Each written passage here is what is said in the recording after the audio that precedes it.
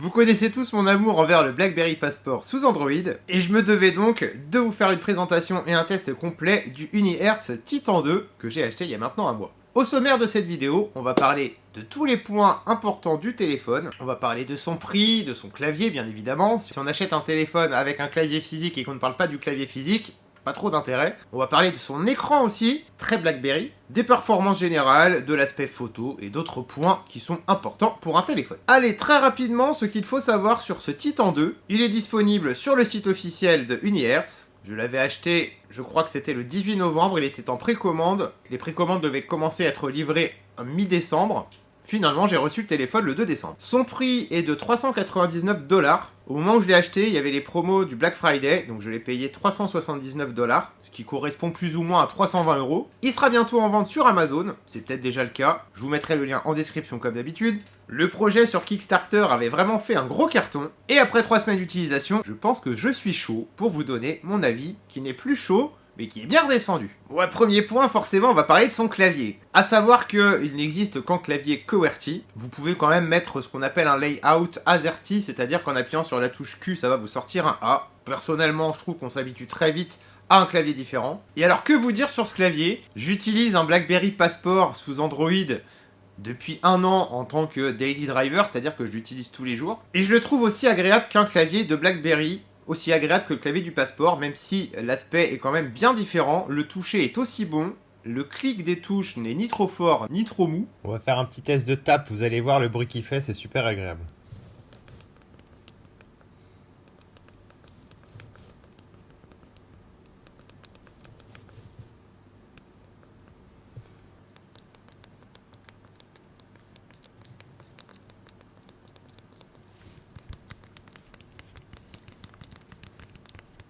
On a cette quatrième colonne qui est quand même très très pratique, c'est ce qui manquait un petit peu au Passport, même si avec le clavier qui s'affiche sur l'écran, on a une barre ou deux de plus. Mais la colonne supplémentaire, elle va nous donner surtout plus de boutons à paramétrer, on en parlera tout à l'heure, mais en bref, je trouve que ce clavier, c'est vraiment une réussite vraiment totale. Bon, je vais pas vous la refaire, mais si vous avez déjà eu un téléphone avec un clavier, eh bien sachez qu'on ne va pas écrire plus vite, mais on va être surtout beaucoup plus précis. On peut mettre des raccourcis dans tous les sens. Et c'est ça que j'adore avec ce téléphone, et c'est ce que j'adorais déjà avec le BlackBerry Passport, c'est qu'en fait on va pouvoir naviguer dans le téléphone en ne touchant que très très peu l'écran. Et le hardware du clavier se complète au hardware du téléphone, avec une bonne couche logicielle. C'est franchement très réussi. En parlant du hardware d'ailleurs, j'étais assez dubitatif quand même quand ils l'ont annoncé, je me suis dit oulala, ça va être une brique énorme. J'avais peur que le téléphone soit vraiment trop épais, trop lourd aussi. Et au final, une fois le téléphone en main, eh bien, on s'aperçoit que les matériaux font plutôt de très bonne qualité. On a un pourtour en acier qui est très agréable à utiliser. Le dos, c'est du plastique, mais on dirait un petit peu du cuir. Ça ressemble beaucoup d'ailleurs au dos du BlackBerry Passport Silver Edition. À l'arrière, l'écran, le second écran et les caméras sont plutôt bien implémentés. Bref, le téléphone fait vraiment pas cheap. On dirait pas quelque chose que j'ai acheté 320 €. Le hardware est très réussi. Le software, tout ce qui est couche logicielle, notamment du clavier, l'est un peu moins.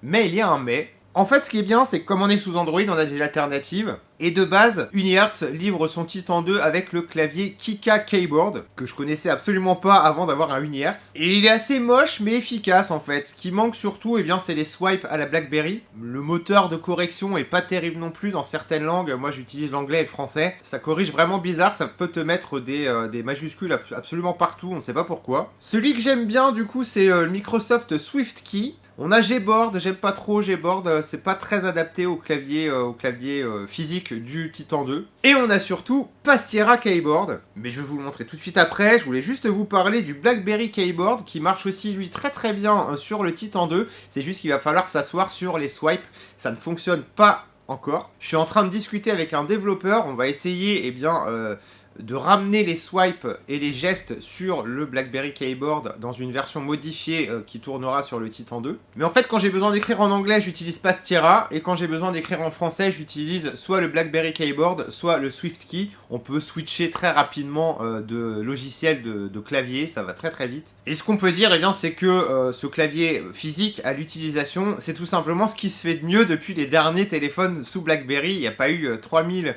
initiatives, mais je n'ai pas eu de le premier Unihertz Titan, mais celui-ci est vraiment meilleur de tout ce que je peux lire et entendre. Et personnellement, j'ai des paluches quand même relativement fat, et j'arrive pas à écrire avec un K1 ou un K2, je trouve les touches vraiment trop petites. Le Priv, c'est pareil.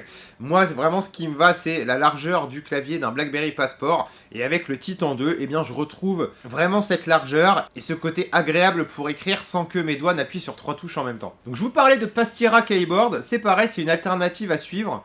Je fais des bêta-tests régulièrement avec les nouvelles versions qui sortent. Ils ont réussi à réactiver les swipes, enfin à développer le swipe pour le Pastira Keyboard, et tout ce qui lui manque actuellement, c'est un moteur de prédiction et de correction un peu plus complet. J'espère que ça viendra. Pour l'anglais, ça marche déjà très très bien. Par contre, le français étant une langue relativement compliquée, je ne sais pas s'ils vont réussir à vraiment pousser le truc aussi bien qu'un BlackBerry Keyboard. C'est aussi pour ça que j'aide un autre développeur à aller un petit peu plus loin avec une APK modifiée. Du côté de l'écran, eh bien, si vous ne le saviez pas encore, sachez que vous aurez un petit morceau d'âme, même un gros morceau d'âme de BlackBerry dans votre poche si vous achetez un Titan 2, pour la simple et bonne raison que l'écran du Titan 2 est un écran de BlackBerry Passport de première génération, c'est-à-dire soit le noir ou le blanc. Du coup, je suis en terrain totalement connu. C'est du 1440 x 1440p, un écran carré. C'est encore top en 2025, honnêtement, on ne voit pas les pixels, c'est génial. La luminosité est excellente, elle est tout aussi bonne que sur le Passport sous Android. Du côté de la fluidité, c'est du 60 Hz, mais déjà sur le Passport, je trouvais que c'était bien plus fluide que du 60 Hz, donc c'est quand même bloqué à 60 images par seconde.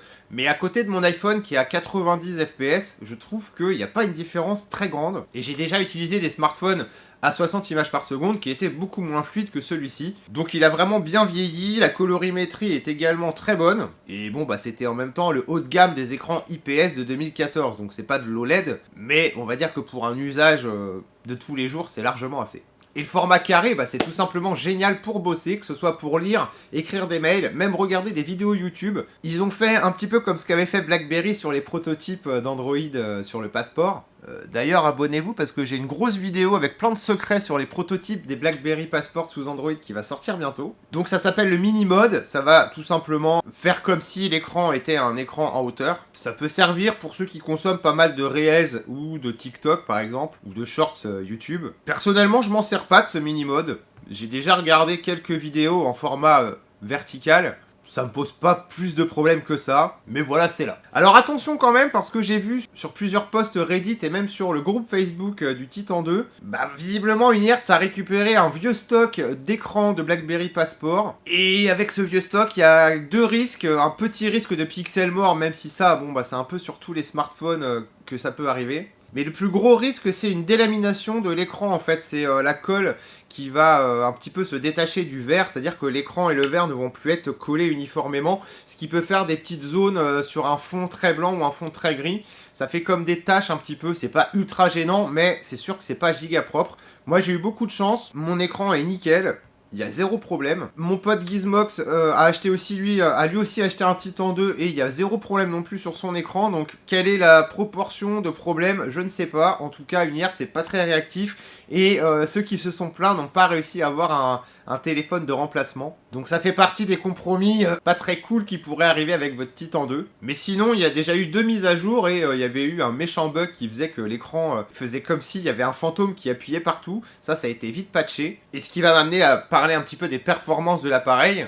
Ça c'est pareil, c'était un petit peu une constante quand je disais des choses sur Unihertz avant, et bien c'est que le logiciel, la version d'Android n'était vraiment pas terrible. Et bien là je peux vous dire qu'avec le Titan 2 c'est vraiment surprenant, j'ai le téléphone depuis 3 bonnes semaines, ça fera un mois dans une semaine, et le téléphone je l'ai juste jamais redémarré, il n'a jamais frisé, craché. Tout fonctionne parfaitement bien. Il est giga rapide, hein, c'est un processeur Mediatek Dimensity 7300. Il y a 12 Go de RAM, 512 Go de stockage, ça c'est juste dingue. C'est l'un des premiers smartphones avec un clavier physique à avoir la 5G. Bon ok, je l'active jamais, mais c'est là. Pourquoi je l'active pas? Eh bien tout simplement depuis que j'ai des téléphones en 5G, je l'active pas parce que je trouve que la 5G n'apporte vraiment rien de plus que la 4G.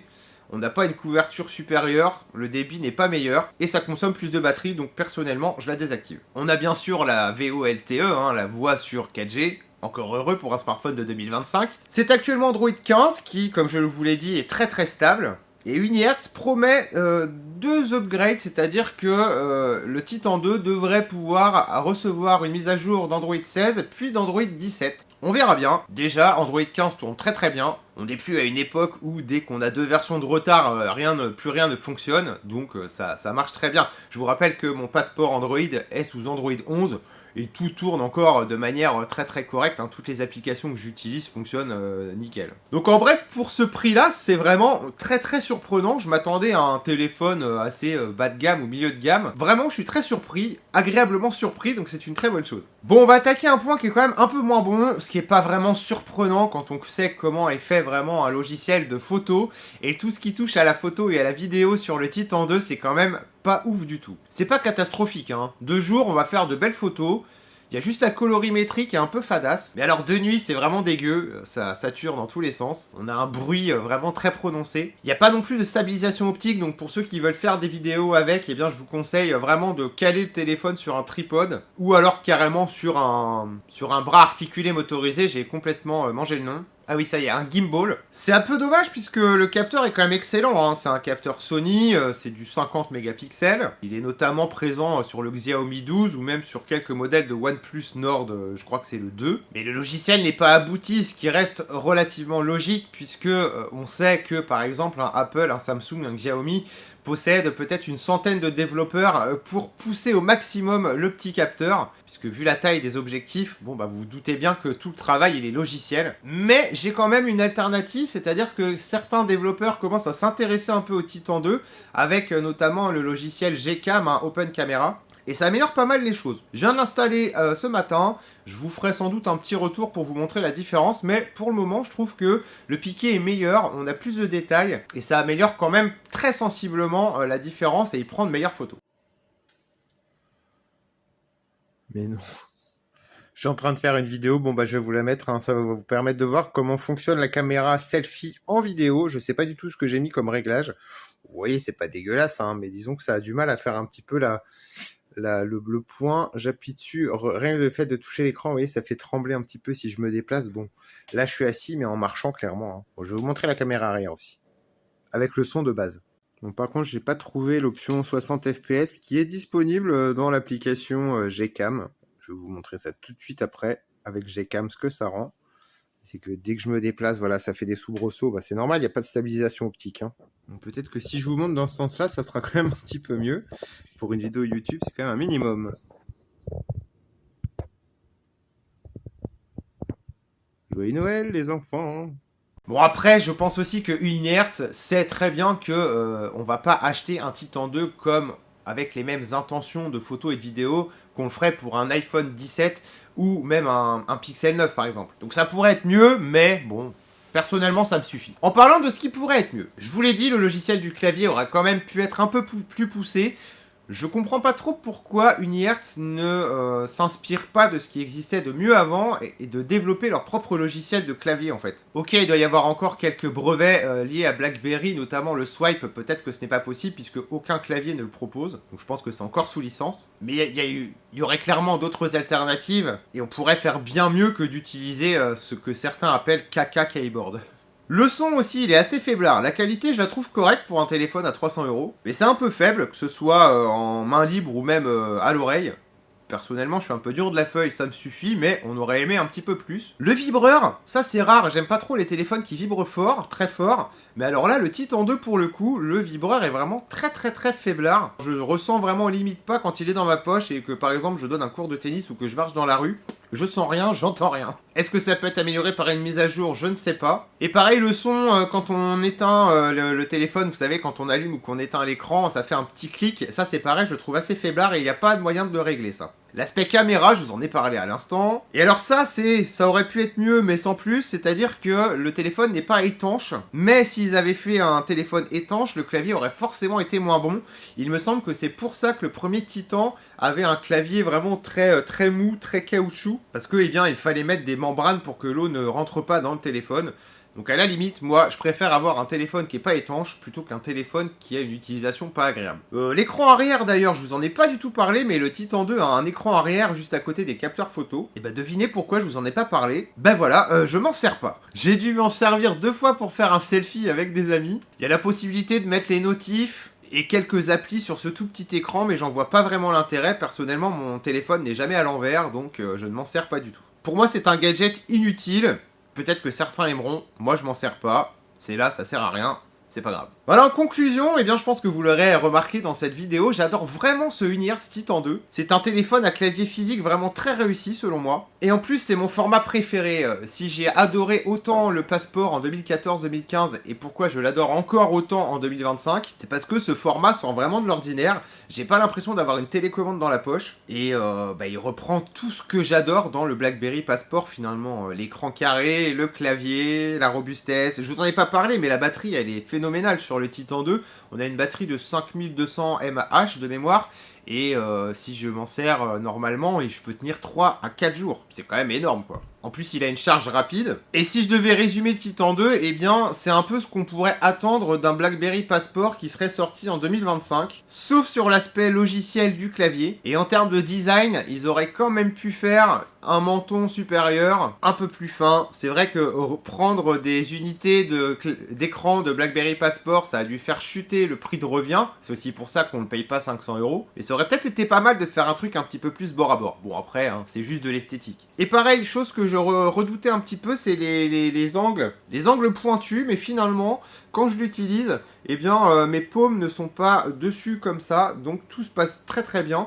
Et j'ai pas eu de crampes particulières ou de douleurs avec en utilisant le téléphone. Et pareil, chose assez sympa, regardez, ça va très très vite, le capteur digital fonctionne très très bien. Je vous ferai très bientôt une vidéo comparative du Titan 2 avec le BlackBerry Passport sous Android. Dans la description de la vidéo, vous allez pouvoir retrouver quelques liens utiles, notamment le GitHub pour télécharger l'APK du clavier Pastira. Comme je vous l'ai dit, je vous prépare aussi une vidéo sur les secrets des prototypes de BlackBerry Passport sous Android. Si cette vidéo vous a plu, n'hésitez pas à laisser un pouce, à vous abonner à ma chaîne si ce n'est pas encore fait. Et quant à moi, eh bien je vous dis à très bientôt pour d'autres aventures avec des téléphones à clavier. Je suis vraiment très ravi que ça revienne un petit peu plus sur le devant de la scène. Et aujourd'hui on a un choix qu'on n'a jamais eu en 10 ans de temps, et ça c'est vraiment génial. Salut tout le monde!